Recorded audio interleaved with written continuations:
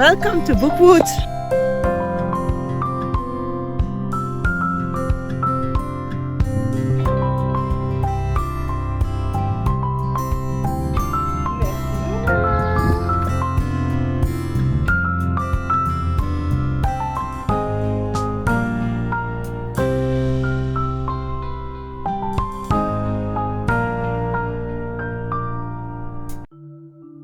I'm glad you chose to spend some time with me. In case we never met before, my name is Mashou and I create bookish and journal-related content over here on YouTube. In this small video, I'm going to set up a couple of spreads that are more like annual spreads in my bullet journal. Up till now, I have used 3 bullet journals every year, and each one of them does holds 4 months, but somehow this year I managed to have place for 6 months in my journal. I divide my future log into 2 parts in my journals. At the front I have the part that is for the next few months, and I give myself quite a lot of space to take notes, since I will have a lot of use for that, as we will see in my journal flip-throughs. And then in the back I create a second part for further away months, in which I give myself less space, since I use it mostly to keep track of birthdays and recurring events, and way less for appointments. So this means that in this journal I have a lack of these spreads, and I am creating here a spread that will solution this problem with a bigger future log space for June and July. I also use an ideal week planner in which I plan out tasks that I need to do only once every year or twice every year, and I will be adding that into this spread, as well as when did I last. And when I was setting this up, I completely forgot that I don't need a when did I last for July, but that I need one for the month of May. And so I ended up off camera, whilst filling in, creating a little May title in the little July space for it, so that I don't lose the space. That is what's beautiful to bullet journaling. You can always adapt the journal to your own needs. These spreads are part of my general journal setup for this journal, so I use the same style of lettering and decoration, and that is Alice in Wonderland themed. I will leave you a link to this first setup so that you can see the rest of the pages if you haven't seen them yet. I was a little bit in a rush doing this, and my pen didn't dry as fast as I would like, so it smudged a little bit, and that's why I ended up deciding not using the stencil for the rest of the lettering and just go over my pencil lines. I think it doesn't show up that I didn't use the stencil, so that makes me quite happy.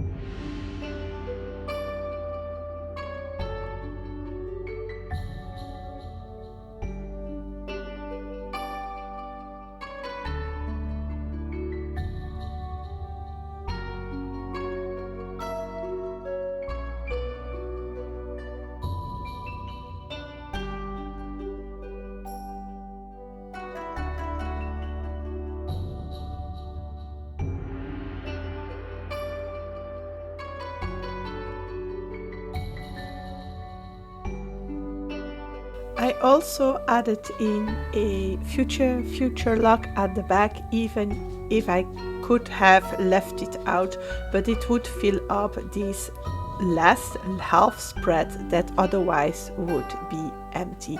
I'm setting it up exactly as I did the previous ones. The period tracker that is on the other side of the spread was not included in my general setup. I set it up later. I didn't add it in because I normally wouldn't have need for it, but then things changed again. And I made the big mistake of drawing it in very quickly and doing the decoration days later. And it was very difficult to decorate. The spacing was not very good for my stickers, and I am not happy with how it looks. But then it's there, it's doing his job, and that's what counts in the end.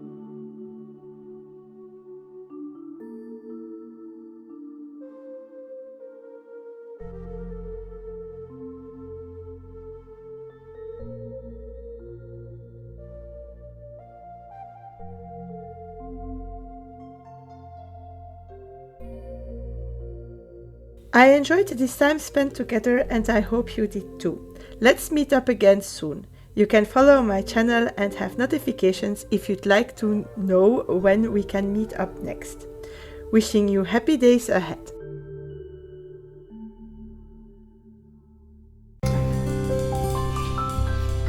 See you soon!